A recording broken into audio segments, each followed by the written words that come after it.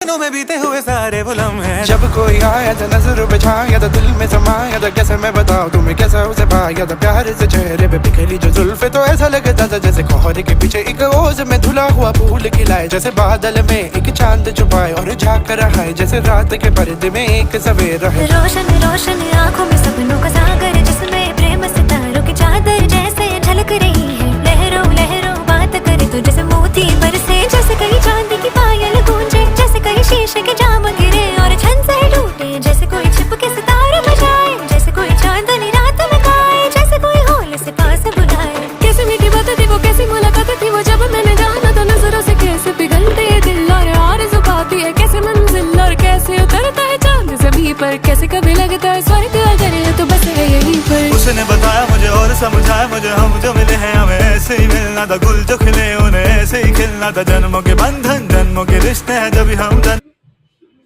અલા તાર બાવા એટલા હાઈ રહે ને ભણવા દે. જય માતાજી.